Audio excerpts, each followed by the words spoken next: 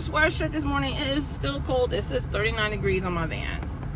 So, welcome. I am, as you can see by the thumbnail, uploading another video to my series of my so-called dating life.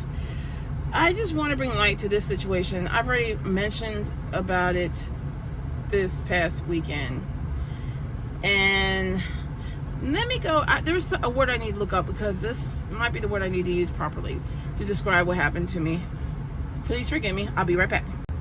Okay. I just want to make sure I know this is something that really needs to be talked about, but I'm trying not to go into much graphic. I don't like any kind of those kind of details because I know I'm trying to keep it clean on my channel. Okay. Yeah, I'm at my first, the first guy that I dated, he's from work.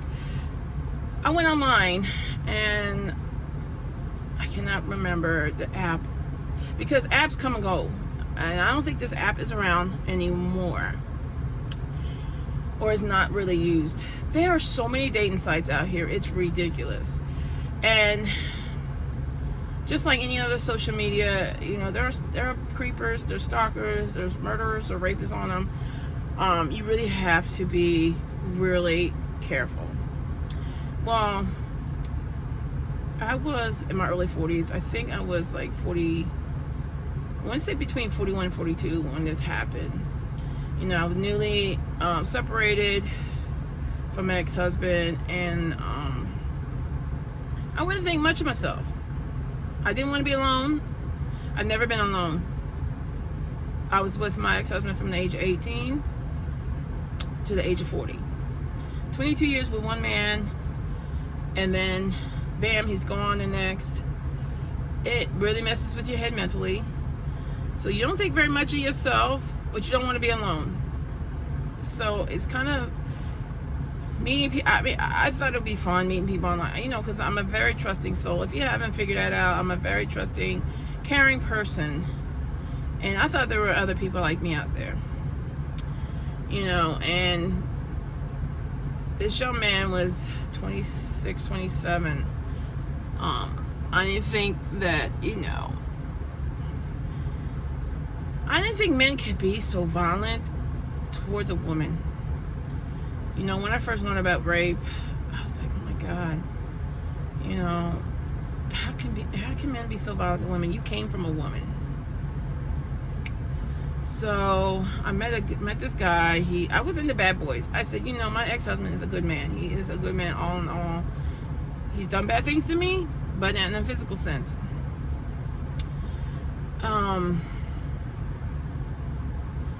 So I was into bad boys. I don't know why I got into guys with dreads, but this guy had dreads. He actually looks like, I wish I still had the picture of a Ravens football player. Exact twin. So for this dude is not that big. So met him online. We started talking. I think I met him in like the weekend before. So I only talked to him for about a week before I met him. And I'm hard-headed. I don't listen to my kids. I don't listen to my friends. Like I said, I'm a very trusting and caring soul. Sorry guys, my hand is falling. It's like hurting. So he lives in Maryland. He lives in Towson, Maryland. He has a full-time job. So I don't know why he was looking for a sugar mama. I didn't realize he was looking for a sugar mama until it was too late. So the first meeting was fine. I thought, we hit it off fine. He like, some guys would like to give you alcohol, or do some kind of drug, but no, neither one of it happened. I don't do either anyway. So we continued to talk for another week, and then he asked me to come down again. I did. He flipped his script. I should say more, he flipped the switch on. He became this different person. He basically, at first it started out fine, and then he wanted to do something different. I'm not into that one thing, but basically he sodomized me. I was telling him no, and he had me, in a very weak position that I couldn't fight him off.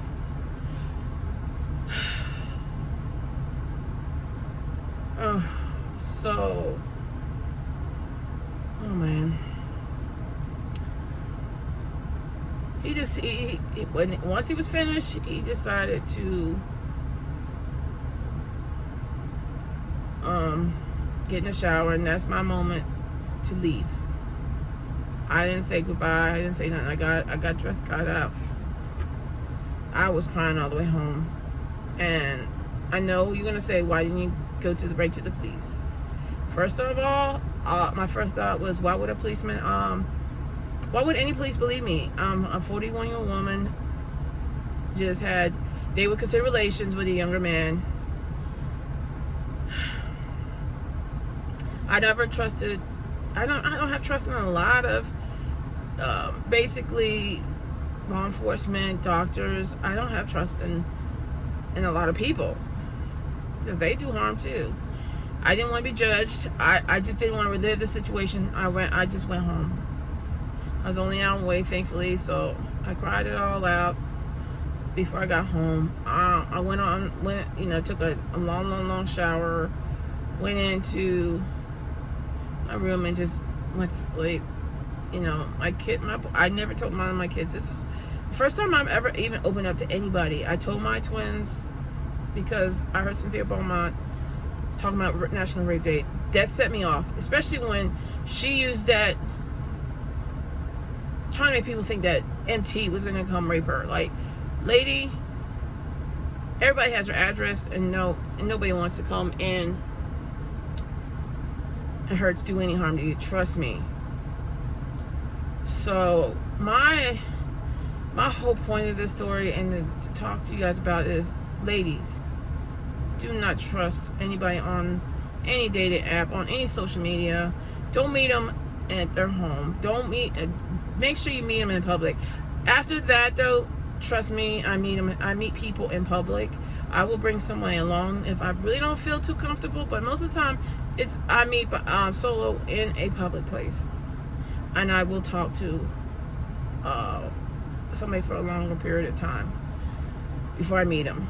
I do a lot of FaceTiming or just video chatting before I even go meet them, because let me tell you, people always portray themselves on social media so different than they are in real life. So that is my story. No, I'm not in tears. I cried it all out the other night. My sons walked me through it. They are helping me heal from this. I never want to see another person go through this. That's why you have to be very leery being on, dating apps. It is so hard to find and to meet people when you're busy, and especially through the pandemic now, nobody really is dating people straight off the street. Because a lot of people meet in bars, a lot of people meet in churches or at work. So, but yeah, this is my story, and I just wanted to open up and let you know. And it's hard. I am tearing up right now. So I just want, ladies, please protect yourself. Even you men, ladies can rape too. So I'm not just putting this message out just strictly for women. Ladies can be rapists too. So if you have any red flags, see, I didn't have any red flags with this guy. He was so sweet in the beginning, but then I don't know what snapped. Maybe, and then even the dagger into my back really made the situation even worse. He texted me after that happened, the day later, asking me for a pair of sneakers and a warm-up suit. And I just told him to F off. I blocked him, never to hear from him again. Unfortunately, my son and his now deceased fiance, we went to eat down in Towson. I never thought, of all places, would I ever see this man again. I did. My face turned pure, so white. My son knew something was wrong, but my son is the type of person who protects his mother. If he knew that was what that man did to me, he would have went to prison that day. I didn't want to open up. See, that's how I knew. I kept it to myself. I didn't want my kids to ever do anything that they would serve jail time for. This man is not worth jail time. Oh, I didn't want to cry, guys. I'm so sorry, but please, ladies, don't trust anybody, because who they portray themselves online is definitely not, could possibly be not the real person that you'll meet in person. And be safe, and do meet in public for a good while. I would never go to a person's house ever again. I have never ever been to a man's house, and I always, like I said, meet in public. I don't understand people. They do. Foodie Booty just recently did, and I'm gonna do a video. I'm gonna talk about that later on today. So, but thank you for listening, and thank you guys for your support and love. This is very hard. Like, I just felt like shameful. I felt like it's all my fault. Like, I felt dumb. Like, I really felt dumb. It was horrifying. Like, why would I let somebody hurt me like this? I felt like it's all my fault. And I know I should report him to the police, but like I said, I felt like, oh, you let it happen to yourself. So why would we want to believe you? It'd be my word against his. Especially I cross state line to go meet somebody. But Maryland is my second home. You know, my first home is actually Thailand. Maryland is my second home. So I've dated men from Maryland. I never had an issue. My ex-husband's from Jersey.